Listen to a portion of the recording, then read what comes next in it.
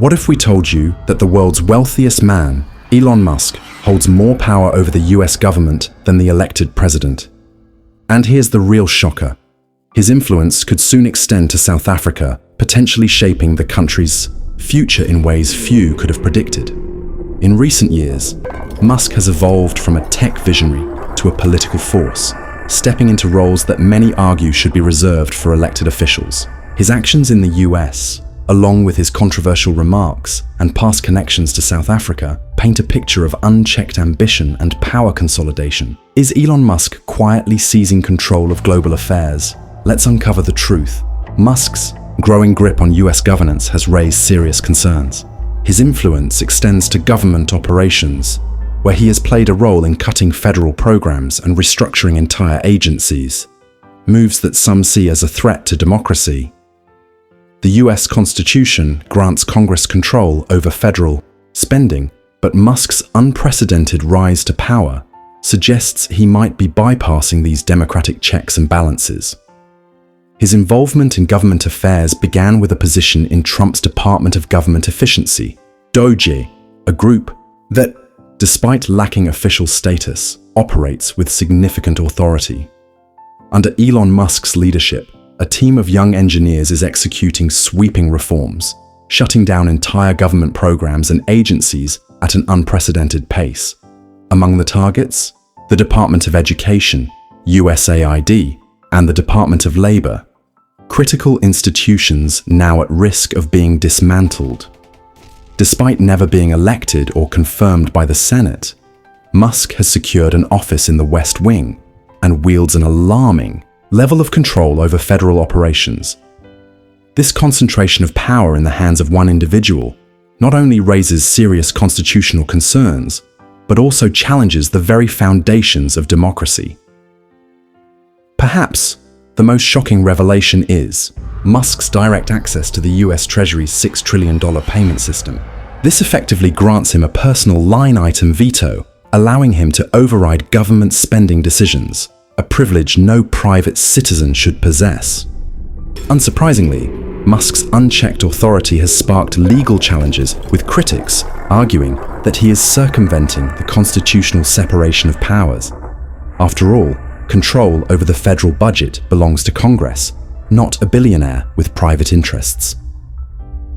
Even more troubling, Musk's shadow government now has access to highly sensitive data, including financial records and personal information of millions of Americans. With no transparency or accountability, this poses a massive privacy risk, one that could reshape the future of governance and personal security. Musk's unchecked power is a direct violation of democratic principles, creating a dangerous precedent for future abuses. The American people never voted for him, yet his decisions are shaping millions of lives, without oversight or accountability. Public outcry is growing. Unions, lawmakers, and watchdog groups are sounding the alarm over Musk's expanding grip on federal operations. Critics argue that he is dismantling government institutions to serve his own financial interests and ideology, with little regard for ordinary Americans. His disregard for constitutional safeguards isn't just reckless, it's an assault on democracy itself. This is not the behavior of a responsible leader, but of a self-serving billionaire who is reshaping the government to fit his own vision. And the US isn't the only country in his sights. Musk's hunger for influence extends far beyond American borders. South Africa is next. But why this obsession with control? Before we dive in, don't forget to like, share, and subscribe for more insights into Africa's shifting geopolitics, economy, and power dynamics. Now, back to the story. Musk's rise to power can't be understood in isolation. It's deeply tied to his past. Born and raised in apartheid-era South Africa, his early environment played a crucial role in shaping his worldview, business tactics, and political ambitions. His ties to right-wing figures, including Peter Thiel, have reinforced his libertarian, anti-regulatory stance. Musk's influence today isn't just about business. It's rooted in an ideology shaped by a system of inequality and racial divisions. a system that left its mark on his approach to power and governance. Elon Musk, along with former PayPal colleagues Peter Thiel and David Sachs, is part of a powerful circle of libertarian billionaires, a group with deep ties to South Africa's white rule era. Known as the PayPal Mafia, they have leveraged their immense wealth to reshape US politics, pushing an agenda that prioritizes power and profit over people.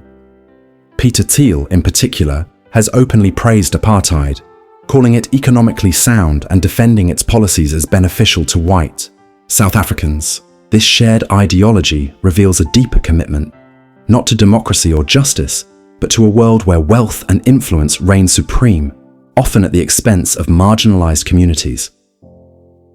Musk's views on South African politics are equally alarming. He has condemned land reform policies, calling them racist, and claiming that white farmers are being unfairly targeted. His rhetoric aligns with far-right narratives that depict land reform as reverse racism, completely ignoring the historical reality of apartheid, where the black majority was systematically stripped of their land and resources. These remarks have triggered a strong backlash from South Africans, who argue that Musk's simplistic take disregards the deep injustices that continue to shape the country's political and economic landscape. Musk's worldview cannot be separated from his past. Raised in an environment where racial inequality was normalized, his family history includes a grandfather with open support for apartheid and Nazi ideologies. His alignment with far-right movements in the US, combined with his controversial stance on South African land reform, suggests that he has yet to fully acknowledge the racial injustices that continue to plague the nation. Elon Musk's growing involvement in South Africa's political landscape raises serious concerns about his ability to influence policies that impact marginalized communities, not just in the US, but worldwide. His close ties to Donald Trump and alignment with far-right ideologies have only intensified these worries. Trump has repeatedly attacked South Africa's land reform efforts, and Musk's public support for these views has amplified them on a global scale. This has drawn sharp criticism from South African leaders, including President Cyril Ramaphosa, who has worked to clarify that the Expropriation Act is not about land grabs, but rather about correcting historical injustices. Musk's interference in South Africa's political affairs underscores a much larger issue: the danger of external forces manipulating sovereign nations' political narratives. His take on land reform reflects a shallow understanding of South Africa's racial and historical complexities. Yet he continues to use his global platform to shape policies without fully engaging with local realities, a move that only deepens existing divisions. But if Musk is consolidating power in the US and now turning his sights on South Africa, how exactly does he plan to do it? His strategies for public engagement and political maneuvering bear a striking resemblance to the tactics used by African political elites, who leverage financial incentives and media influence to consolidate control. Take his latest $1 million a day sweepstakes, for example. This mirrors classic populist strategies used to secure public loyalty in African nations, where cash handouts and media manipulation often serve as tools to undermine genuine political engagement. Could Musk be using the same playbook to expand his global influence? Elon Musk has openly criticized South Africa's Black Economic Empowerment (BEE) laws, arguing that they are discriminatory. His stance has ignited widespread debate over the fairness and effectiveness of these policies, which were designed to redress the economic inequalities created by apartheid. However, by aligning himself with conservative and far-right voices, Musk frames these policies as unjust, while ignoring the deep historical context of racial inequality in South Africa. Musk's involvement in South African political discourse has been further complicated by his controversial remarks on Julius Malema's party and the song "Kill the Boer," placing him at the center of heated racial and political debates. While these engagements increase his visibility, they also exacerbate political divisions, fueling tensions over national identity and historical grievances. Musk's approach to politics is part of a broader trend, one where billionaires leverage their wealth to influence political narratives. His alignment with far-right ideologies combined with his strategic engagement with key political figures in both the US and South Africa, highlights how the ultra-wealthy are reshaping policy, often at the expense of ordinary citizens. Let's dive deeper. Trade wars aren't just about tariffs. They're a multifaceted battle, and China knows this well. In response to Washington's aggression, China has gone far beyond taxing imports. One of the most significant moves made by China is its antitrust investigation into Google. While the US has spent years targeting Chinese tech giants like Huawei and TikTok, China has flipped the script.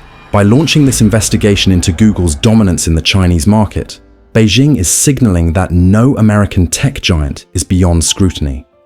If the probe leads to fines or restrictions, Google could lose billions in advertising revenue. And if this is just the beginning, Apple and other US tech companies could find themselves in the crosshairs as well. But the real game changer here is China's control over rare metals. These materials, which are critical to everything from semiconductors to fighter jets, are a vital component of modern industry. China produces over 70% of the world's rare metals, and it's now imposed export controls on 25 critical elements. This is no longer a hypothetical threat. It's an economic chokehold.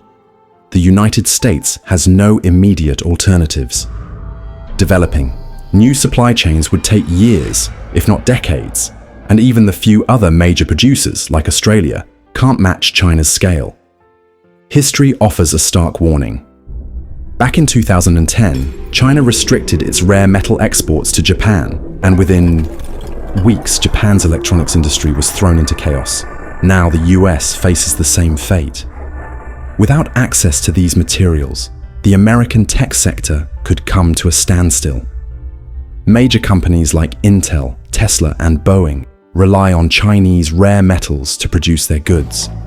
If Beijing tightens the 8A screws even more, it could cripple US technology and defense manufacturing overnight.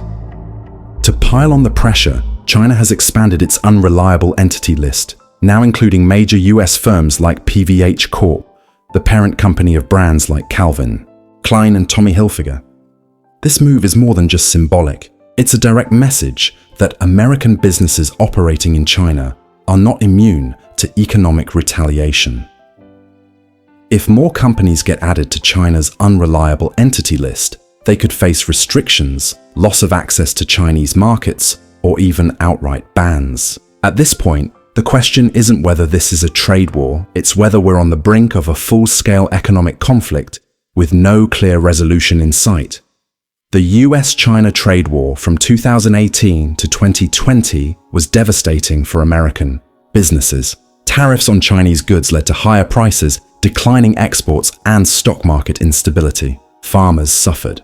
Automakers lost big, and American corporations struggled to adapt. But at that time, China was still somewhat reliant on the US market. Now, the landscape is different. China has strengthened its economic ties with Russia, Latin America, and Africa.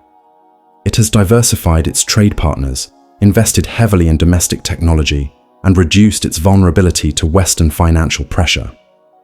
Meanwhile, the World Trade Organization, once a key mediator in trade disputes, has seen its influence wane. The US has increasingly sidelined international institutions, making it harder to resolve these conflicts through diplomatic means.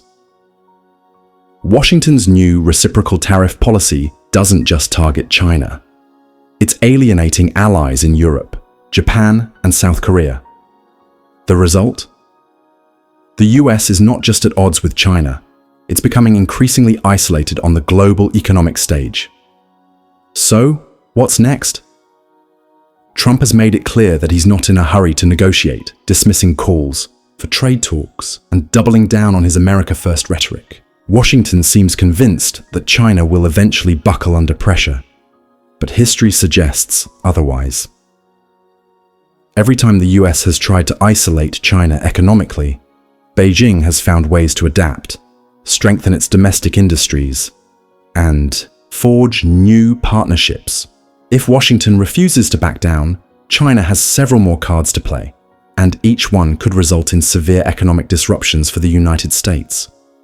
One of the most immediate responses China could take is to impose new tariffs on US tech products, like iPhones, which would send shockwaves through Silicon Valley. Apple, heavily reliant on China for both manufacturing and sales, would face higher costs and declining demand in one of its largest markets. This could trigger a sell-off in the stock market, undermining investor confidence in the stability of US businesses. And if that isn't enough, China could further restrict rare metal exports, delivering another devastating blow to US technology and defense industries.